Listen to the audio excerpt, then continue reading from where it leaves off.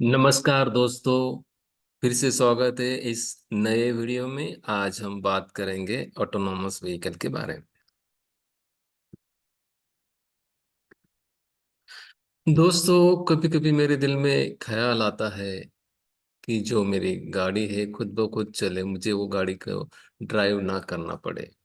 क्या यह मुमकिन है? तो इसका जवाब है दोस्तों, हाँ। तो जो कार या बस खुद ब खुद चलती है उसको सेल्फ ड्राइविंग कार या बस कहा जाता है, या सेल्फ ड्राइविंग व्हीकल कहा जाता है। उसको ऑटोनॉमस व्हीकल भी कहा जाता है, या उसको रोबोटिक कार भी कहा जाता है। तो जानेंगे दोस्तों कि ऑटोनॉमस व्हीकल क्या होता है। तो एक ऐसा व्हीकल होता है दोस्तों जो एनवायरनमेंट को सेंस करता है और खुद ब खुद चलता है, खुद नेविगेट करता है विदाउट एनी ह्यूमन इनपुट, जिसमें ह्यूमन कुछ भी इंटरैक्ट नहीं करता है और व्हीकल खुद ब खुद चलता है। उसको ही हम ऑटोनॉमस व्हीकल कहते हैं दोस्तों। ओके। जैसे मैंने बोला कि ऑटोनॉमस व्हीकल को सेल्फ ड्राइविंग कार भी कहते हैं, रोबोट कार भी कहते हैं। ओके। सो ये कार कैसे चलती है, क्या करती है कार की वो खुद ब खुद चलती है? तो इसके लिए दोस्तों एक कार मैप बनाती है उसके सराउंडिंग का। ओके। और उसको मेंटेन करती है। उसके लिए वो बहुत सारे सेंसर इस्तेमाल करती है कार। ओके। तो हम उस सेंसर के बारे में देखेंगे। फर्स्ट तो उसको क्या करना है, ये ऑटोनॉमस व्हीकल एक मैप बनाता है सराउंडिंग का, जिसके ऊपर से वो डिसीजन ले सके कि उसको कैसे नेविगेट करना है। तो इसके लिए आर्टिफिशियल इंटेलिजेंस इस व्हीकल को मदद करती है। ओके। आर्टिफिशियल इंटेलिजेंस का मतलब क्या होता है? Vehicle will take its own decision based on the condition given. Okay. तो चलिए देखते हैं।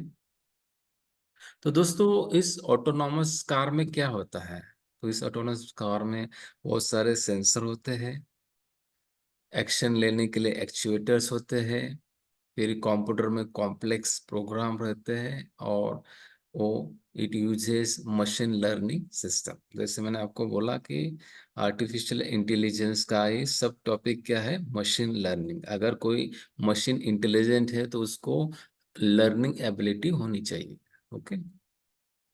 तो ऑटोनॉमस व्हीकल एक तो सराउंडिंग का मैप बनाता है, देखता है कि आसपास में क्या क्या ऑब्स्टेकल्स है और कहाँ पे है, इसका एक 3D मैप बनाता है, और उसके ऊपर से वो decide the strategy to move further. कौन से डायरेक्शन में जाना है उसका भी वो एक मैप क्रिएट करता है with the help of artificial intelligence. तो दोस्तों जानेंगे कि इस व्हीकल में क्या क्या सेंसर लगाए जाते हैं। तो दोस्तों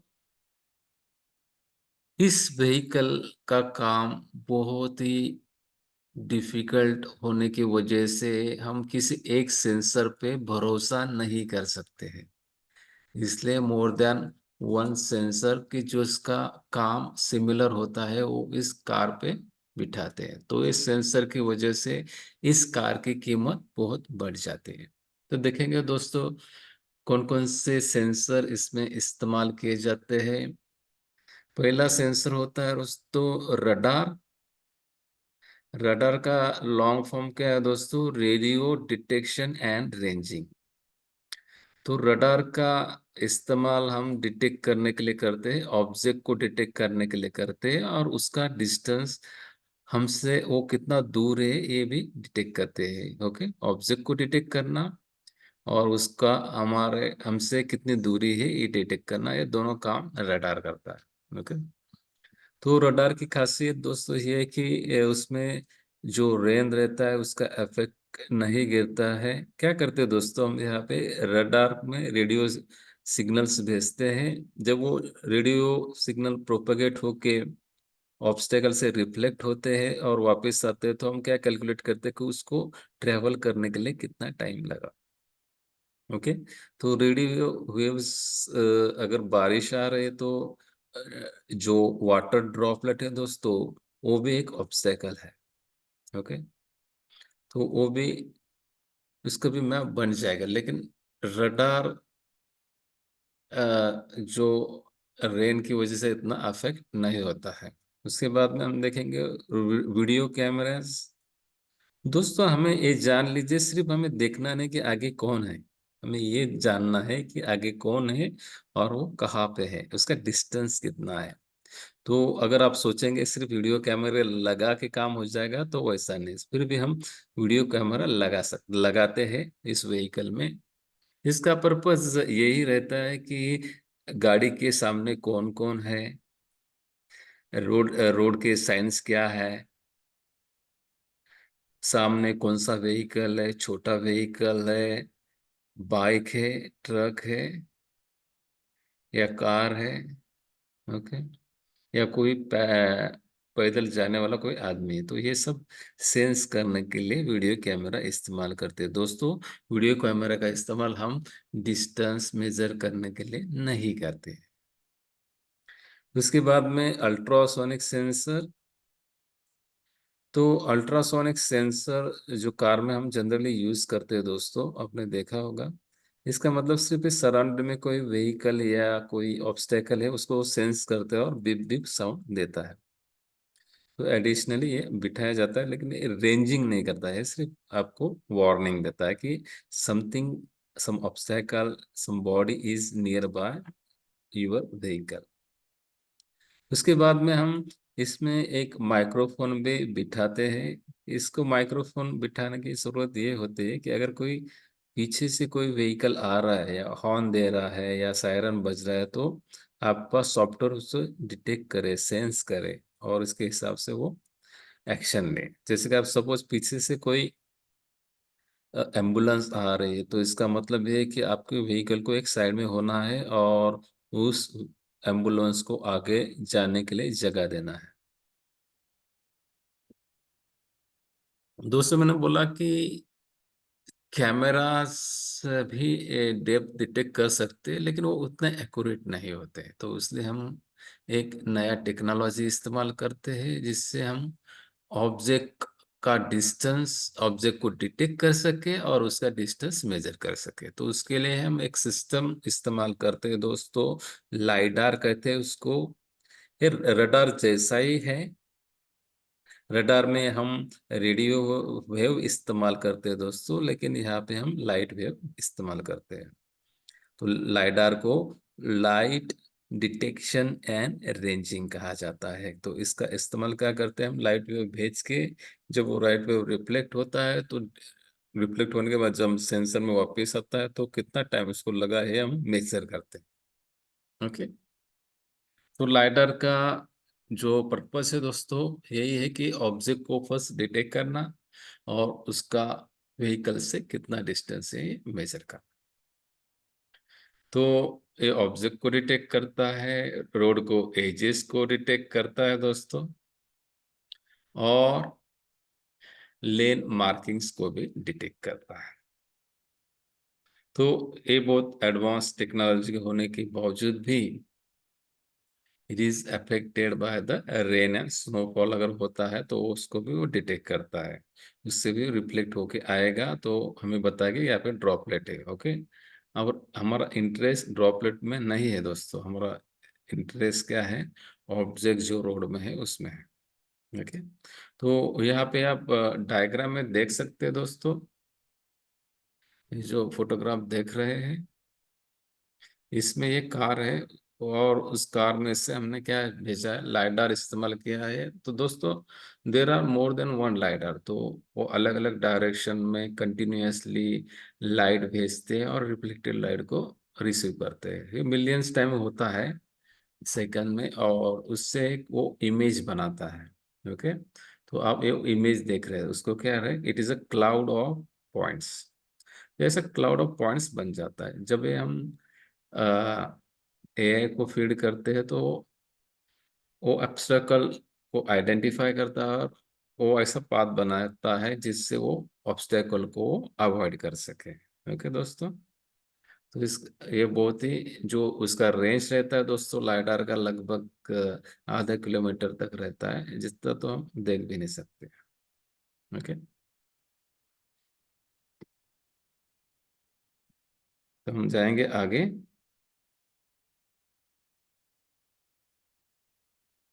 तो आप देख सकते कैसा व्यू बनाया गया है। ओके, अब देखेंगे कि ये जो व्यू बना है दोस्तों उसको कार नहीं दिख रहा है। सिर्फ कार का वो साइड दिख रहा है जिस साइड में वो और लाइडार है। ओके, सिर्फ वो एनवेलप दिख रहा है, पूरा कार नहीं दिख रहा है। जिस साइड से, जिस साइड में वो कार है, लाइडार लाइडार वेव जिस सरफेस को फेस कर रहा है वही सरफेस दिखेगा, because it is not view, it is a reflected view. Okay. Lidar बहुत ही अच्छा टेक्नोलॉजी है, लेकिन इस टेक्नोलॉजी का इफेक्ट ऐसा है कि जो रेन या स्नो अगर वहाँ पे है तो वो टेक्नोलॉजी इट इज अफेक्टेड।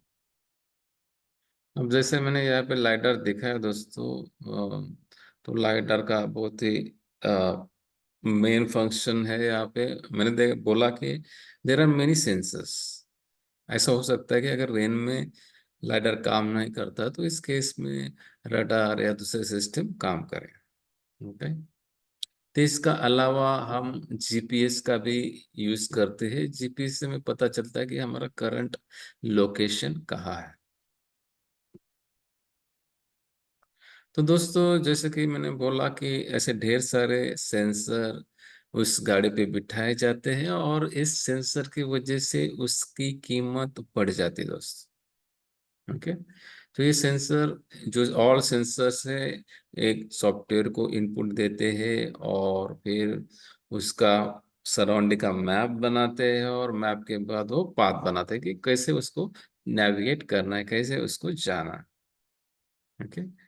जब वो पाथ फिक्स हो जाता है तो कार के एक्चुएटर काम करना शुरुआत करते हैं कि जैसे स्टेयरिंग घुमाना है, एक्सीलरेटर दबाना है, ये सब काम अपने आप होने लगता है कि जैसे उसको इंस्ट्रक्शन मिला हो।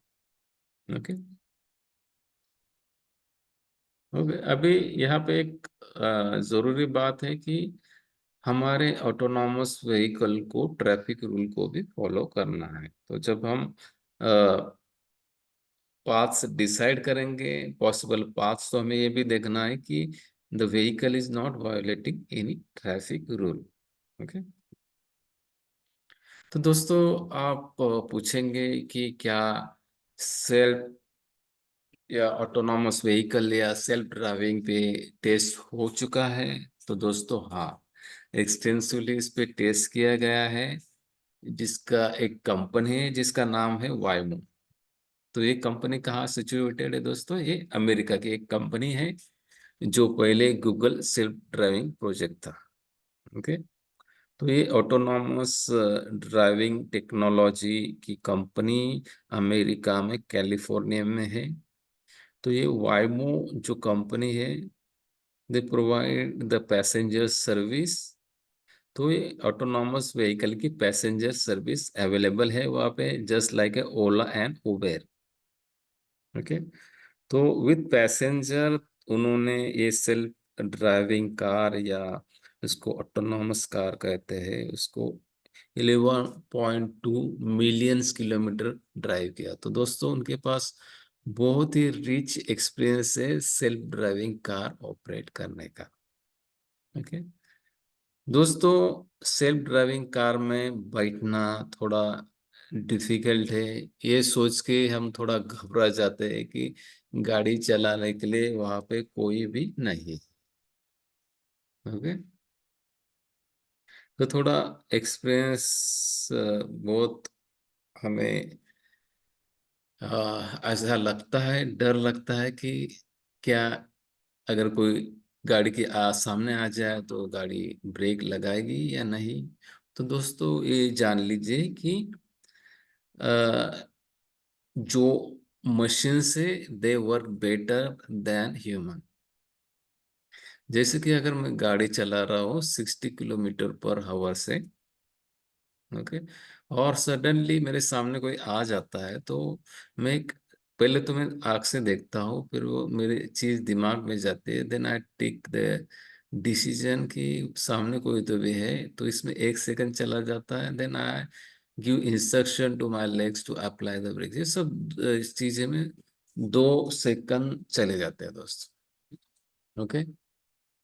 और अगर हमें ब्रेक भी अप्लाई करता हूँ तो इस शॉर्ट पीरियड में आगे गाड़ी थोड़ा आगे चला जाता है, और उसकी वजह से वो एक्सीडेंट होता है। तो दोस्तों, यहाँ पे मशीन हमसे बेटर है, क्योंकि मशीन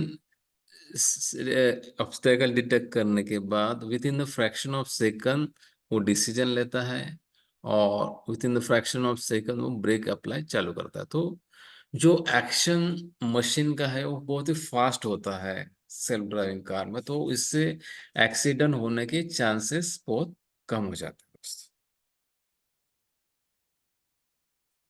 वो सेल्फ ड्राइविंग कार जो वाइमो को टेस्ट किया गया है, तो उन्होंने जो टेस्ट किया है, तो नॉर्मल कार से इनके एक्सीडेंट्स बहुत ही कम है, और जो एक्सीडेंट्स हुए हैं बहुत ही छोटे किस्म के हुए हैं। बिकॉज जब हम 11.2 मिलियन या 112 लाख किलोमीटर गाड़ी चलाएंगे, तो उसमें थोड़ा एक्सीडेंट होने पर्याप्त है, लेकिन वो जो एक्सीडेंट हुए उसकी मात्रा बहुत कम है। तो हम ऐसा बोल सकते हैं कि सेल्फ ड्राइविंग कार यूज करने से हम एक्सीडेंट को कम कर सकते हैं। दोस्तों, हम जानेंगे कि सेल्फ ड्राइविंग कार में ऑटोनॉमी के लेवल कितने होते हैं।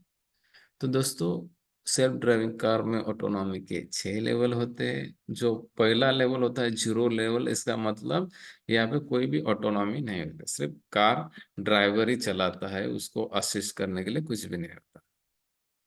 इसके बाद में लेवल 1 आता है, तो इसमें ड्राइवर असिस्टेंस रहता है दोस्तों। ड्राइवर चलाता है गाड़ी, लेकिन उसके असिस्ट करने के लिए कोई सिस्टम रहते हैं, जैसे कि क्रूज कंट्रोल। तो इस क्रूज कंट्रोल में क्या होता है कि एक स्पीड मेंटेन होता है, तो हम सेट कर देते हैं व्हीकल को कि drive eight 40 kilometre per hour, तो वो वैसा चलता रहेगा। ओके।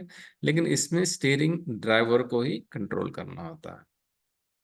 तो नेक्स्ट लेवल जिसमें ADAS system, advance driving assistance system का इस्तेमाल किया जाता है, तो उसमें पार्शियल ऑटोमेशन होता है। जैसे कि लेवल 1 में हमने देखा कि इसमें स्टीयरिंग ऑटोमेटिकली मूव नहीं होता है, तो ड्राइवर को मूव करना है, लेकिन यहाँ पे स्टीयरिंग भी घूमता है, स्पीड कम ज़्यादा होता है, ये सब ऑटोमेटिकली होता है। ओके। जैसे कि सडनली आप जैसे कि लेन फॉलो करना था, लेकिन लेन से आप डेविएट हो रहे हैं, तो स्टीयरिंग क्या करेगा तभी, it will bring you to the lane. Okay. तो दैट इज ADAS सिस्टम। तो ADAS सिस्टम से एक्सेलरेशन, ब्रेकिंग और स्टीयरिंग भी किया जाता है। तो हम नेक्स्ट लेवल पे जाएंगे। नेक्स्ट लेवल है दोस्तों लेवल नंबर 3। तो लेवल नंबर 3 में कंडीशनल ड्राइविंग ऑटोमेशन होता है। So system carries out all aspects of driving function, लेकिन हमेशा वहाँ पे एक ड्राइवर रहता है, एंड ड्राइवर का काम है रहता है कुछ भी इमरजेंसी है तो उसको कंट्रोल खुद के हाथ में लेना, तो उसको हम लेवल नंबर 3 ऑटोनॉमी कहते हैं। मीन्स ये ऑटोनॉमस व्हीकल रहता है, लेकिन वहाँ पे कंटिन्यूअसली ध्यान रखने के लिए हमें एक ड्राइवर रखना पड़ता है, और कुछ भी चीज़ अगर हमें ऐसा लगा समथिंग इज गोइंग रॉन्ग, तो पूरा कंट्रोल ड्राइवर अपने हाथ में लेता है। उसके बाद में आता है लेवल 4। तो दोस्तों लेवल 4 में हाई लेवल ऑफ ऑटोमेशन रहता है, गाड़ी खुद ब खुद चलती है, लेकिन अगर कोई माल फंक्शन या प्रॉब्लम लगे, तो उस केस में हम नेसेसरीली क्या करते हैं, जो कंट्रोल ले लेते हैं। तो इसमें पर्पस ये नहीं रहता कि कार को ड्राइविंग करना है, कार को स्टॉप करना है, यही पर्पस रहता है लेवल 4 में। ओके। तो लेवल 5 में there will be no driver, तो कार टोटली ऑटोनॉमस रहेगा, वो खुद ब खुद चलेगा। ओके। ओनली हमें क्या करना है, अगर इमरजेंसी है तो we can press the stop button. तो ऐसे यहाँ पे ऑटोनॉमी के लेवल्स है दोस्तों, 0 से लेकर 6 तक। तो दोस्तों ऑटोनॉमी लेवल 0 to 3 तक हमें ह्यूमन ड्राइवर उस कार में होना जरूरी होता है। पुराने एक्सपीरियंस से हमें ऐसा पता चला है कि जब हम ड्राइवर गाड़ी में, ऑटोनॉमस गाड़ी में रखते हैं दोस्तों, तो बहुत बार वो सोचता है कार तो खुद चल रहा है, तो वो दूसरे काम करना चालू कर देता है, जैसे मोबाइल देखना, सो जाना। लेकिन वो खुद का पर्पज नहीं समझता। जो ऑटोनॉमी लेवल 0 to 3 रहता है दोस्तों, उसमें ह्यूमन प्रेजेंस होना और इन केस ऑफ इमरजेंसी में उसने कंट्रोल हाथ में लेना है बहुत जरूरी है, लेकिन वो बहुत बार वो समझ नहीं पाता। लेकिन ऑटोनॉमी लेवल 4 और 5 में वैसे ड्राइवर होने की जरूरत नहीं है। ओनली इमरजेंसी में हमें क्या करना है दोस्तों, उसको स्टॉप बटन करना है, सो दैट गाड़ी गाड़ी वही के वही रुक जाए। तो दोस्तों अभी हम देखेंगे कि ऑटोनॉमस व्हीकल के फायदे क्या है और नुकसान क्या है। तो जैसे मैंने बोला दोस्तों कि autonomous vehicle a more safe than the manual driving. इंसान बहुत बार ड्राइविंग करते हुए गलती करता है और जिससे एक्सीडेंट होते हैं। मैंने जैसे बोला कि जो मैं डिसीजन लेता हूँ और मैं जब एक्शन लेता हूँ, तो इसमें लगभग 2 सेकंड का टाइम चला जाता है और 2 सेकंड में गाड़ी बहुत आगे जा सकती है दोस्त, और इससे एक्सीडेंट होने के चांसेस बहुत बढ़ जाते हैं। लेकिन अगर वही मशीन करता है तो वो मशीन ये सब चीज with in the fraction of second करता है, जो डिसीजन लेना और उस पे इम्प्लीमेंट करना। तो इससे मशीन जब कार चलाता है तो वो बहुत सेफ होता है। और दूसरा है कि अगर हम ऑटोनॉमस व्हीकल चलाएंगे तो रोड पे कंजेशन कम होगा, क्योंकि लोग अब पब्लिक ट्रांसपोर्ट जैसे कि जो टैक्सी यूज करेंगे, खुद कार अवॉइड करेंगे, तो कंजेशन कम हो जाएगा। ओके। दूसरी बात यह रहता है कि जो बूढ़े लोग हैं, जो चल नहीं सकते, डिसेबल्ड लोग हैं, उनको इधर उधर जाने के लिए वो खुद कार नहीं चला सकते हैं। तो जैसे कि यूरोपियन कंट्रीज जहाँ पे बहुत सारे एजेड लोग हैं, तो उनके लिए खुद को ड्राइविंग करना डिफिकल्ट है, और ड्राइवर को रोकना वहाँ पे बहुत ही कॉस्टली अफेयर है दोस्तों। तो ऐसे एनवायरनमेंट में ऑटोनॉमस व्हीकल एक वरदान है दोस्तों, और मोबिलिटी। उसके बाद में इससे हमें मोर प्रोडक्टिविटी मिल सकता है दोस्तों। जैसे कि मैंने बोला कि जो यूरोपियन कंट्रीज है वहाँ पे मैन पावर बहुत महंगा है, और आप ड्राइवर रखना आपके लिए बहुत महंगा पड़ेगा।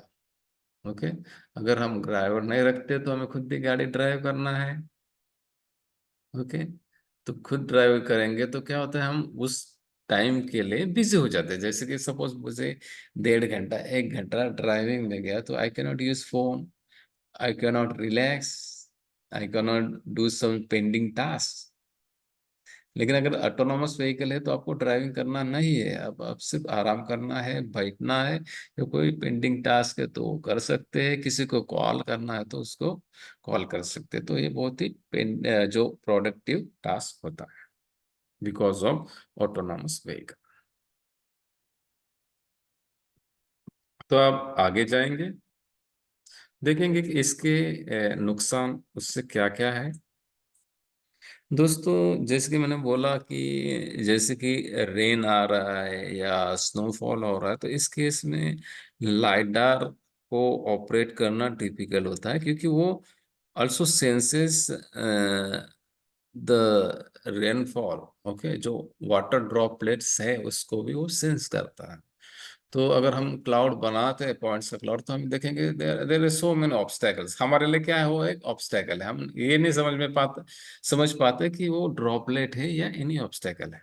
ओके, उसके बाद में अगर वो बहुत ही कंजेस्टेड ट्रैफिक में ऑपरेट कर रहा है, सेल्फ ड्राइविंग व्हीकल या ऑटोनॉमस व्हीकल, तो उसमें क्या क्या प्रॉब्लम आ सकते हैं, जैसे कि इंडियन जो ट्रैफिक कंडीशन है उसमें उसको क्या क्या प्रॉब्लम आ सकते हैं ऑटोनॉमस, ये तो अभी स्टडी नहीं है या।